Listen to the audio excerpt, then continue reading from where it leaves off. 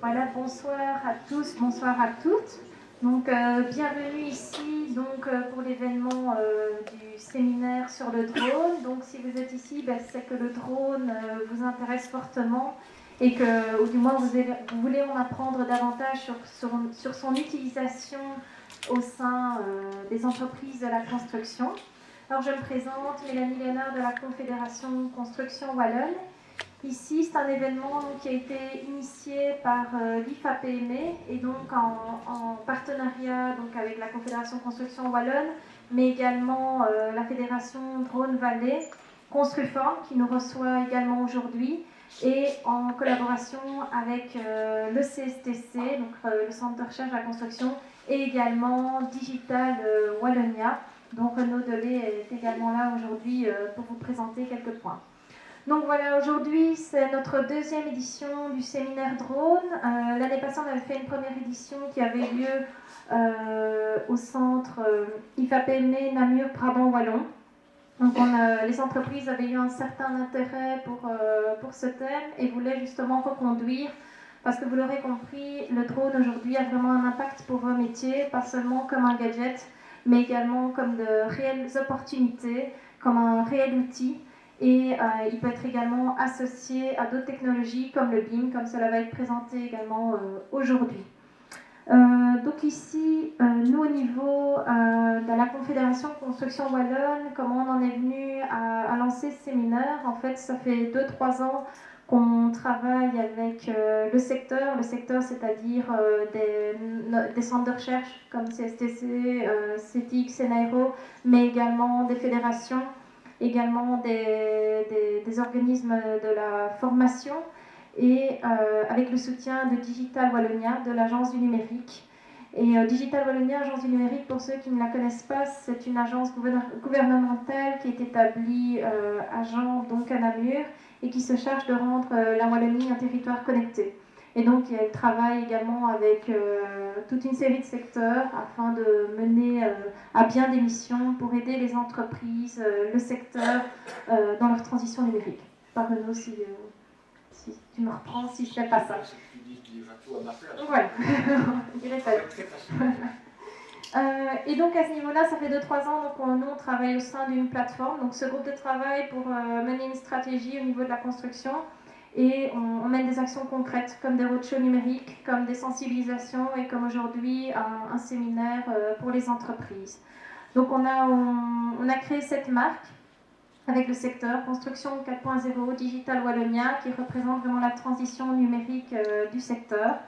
Il y a des flyers, n'hésitez pas à les prendre également sur l'échec entreprise, mais on en touchera un mot tout à l'heure. Et également des flyers sur Medifferent. Medifferent, ça n'a rien à voir aujourd'hui, mais un petit aparté, c'est aussi une marque qui existe. C'est un programme d'accompagnement pour des entreprises manufacturières, dont des entreprises de la construction, qui ont un atelier de production et qui veulent aussi entamer une transition numérique. Mais voilà, si vous avez des questions, on pourra en reparler par après. Merci beaucoup, Mélanie. Comme je viens de le dire, comme elle a déjà tout dit, j'ai une très bonne nouvelle pour vous, c'est que je serai extrêmement bref. Donc, un petit mot de précision néanmoins sur ce qu'est Digital Wallonia. C'est en fait 3 choses, il faut le savoir. C'est d'abord une stratégie. Donc, c'est la stratégie officielle du gouvernement wallon pour la transformation numérique de l'économie et de la société wallonne. Ça, c'est la première chose. Je vais y revenir.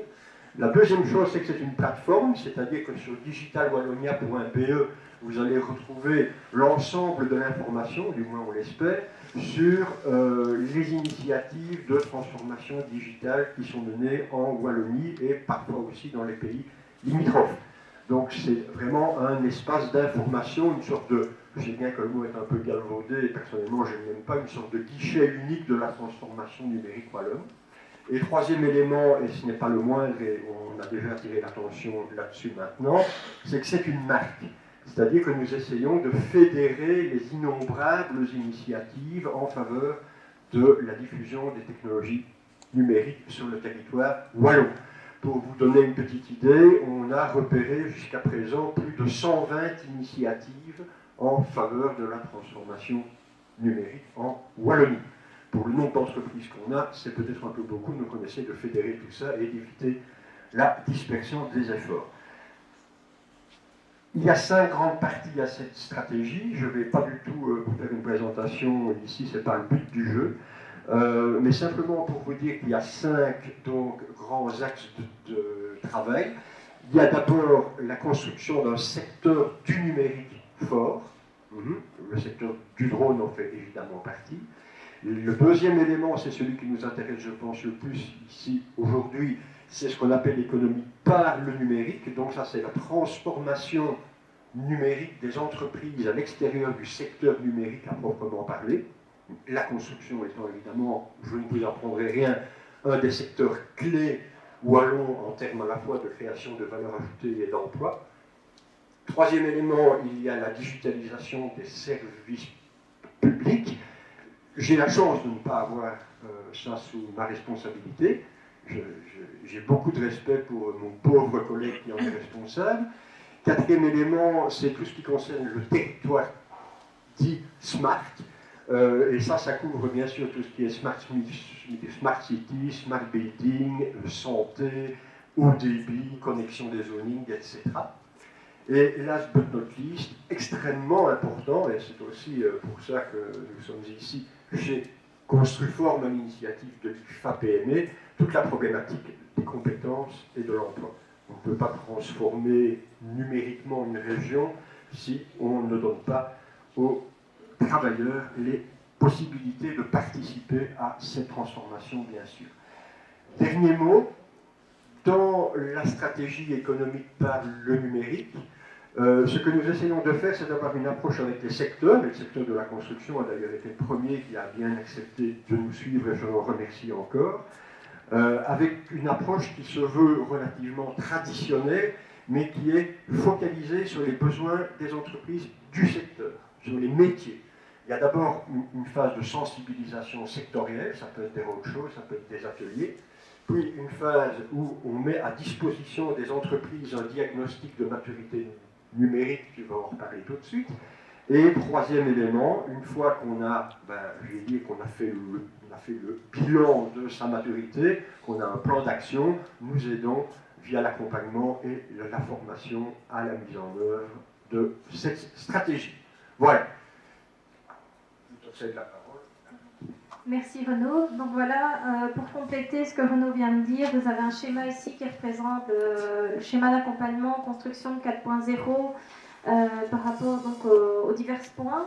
Donc ce qui est important, c'est comme vous le dites, il y a des séminaires, des sensibilisations par lesquelles vous allez apprendre de nouvelles choses, par exemple comme aujourd'hui, ou alors vous pouvez aussi utiliser un diagnostic. C'est parce que nous, ce qu'on donne comme conseil, c'est qu'avant de vous lancer dans une transition numérique ou avant de vous perfectionner dans une transition, c'est de savoir tout simplement où on en est. Parce que le défaut de certaines entreprises, c'est qu'elles vont tête baissée, mais finalement, elles ne savent pas de manière très précise leurs besoins. Donc il y a un outil qui existe en ligne, c'est une 60aine de questions à répondre, et qui est gratuit.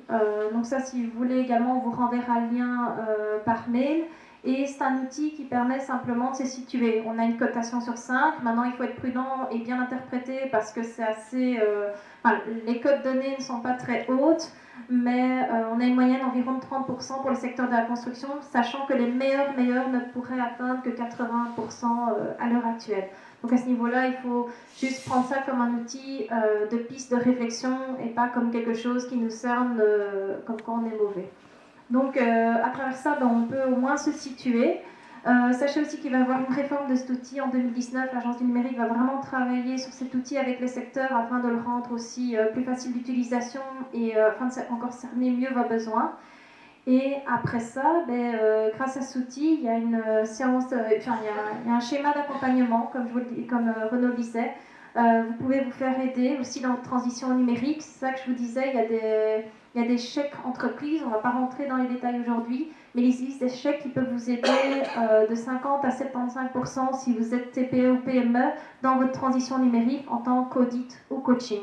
Donc ça, c'est intéressant. Il y a plusieurs sortes de chèques qui existent, donc n'hésitez pas à vous renseigner ou revenir vers nous par rapport à ça. Et aussi, on devrait aussi avoir une demi-journée de consultance gratuite pour les entreprises qui souhaiteraient soit peut-être un accompagnement pour remplir l'outil, ou simplement un accompagnement d'une demi-journée pour répondre à quelques questions, déjà cerner ses besoins, voir quel type de chèque utiliser. Donc ça peut être en complément donc, des chèques transition numérique qui existent. Et donc voilà, après cette phase d'accompagnement, une fois que vous avez vraiment bien cerné vos besoins, c'est la phase de réalisation du plan, d'acquisition de matériel, de développement. Et ensuite, le point vraiment très important, c'est toujours de se former. Et donc ça, comme Renaud l'a dit, c'est vraiment un point essentiel. Et ce qu'on conseille aussi souvent, c'est de parler chez soi, avec ses collaborateurs, parce qu'imposer un outil, ça ne fonctionne jamais. Il faut vraiment essayer d'avoir cerné sa stratégie et d'en discuter ensemble afin que l'outil réponde au mieux aux besoins de l'ensemble de l'entreprise. Voilà, on ne va pas continuer plus longtemps au niveau stratégie. Je vous propose donc de rentrer plus dans les détails, ce qui nous intéresse aujourd'hui, le drone. Vous allez avoir plusieurs exposés. Un exposé d'abord par Samuel Dubois du CSTC qui va vous présenter le drone, mais le drone aussi par rapport au BIM, parce que le BIM, ça devient un vecteur aujourd'hui autour duquel les technologies peuvent s'appuyer. Et ensuite, on aura des cas pratiques plus spécifiques pour cerner l'utilisation du drone. Et en fin de séance, ne partez pas parce qu'on ira en dessous rejoindre l'atelier à l'extérieur où il y aura le networking, walking dinner avec une démo drone qu'on pourra vous montrer vraiment en direct ce que peut faire une démo drone et comment utiliser les données captées. Voilà, merci, bonne soirée.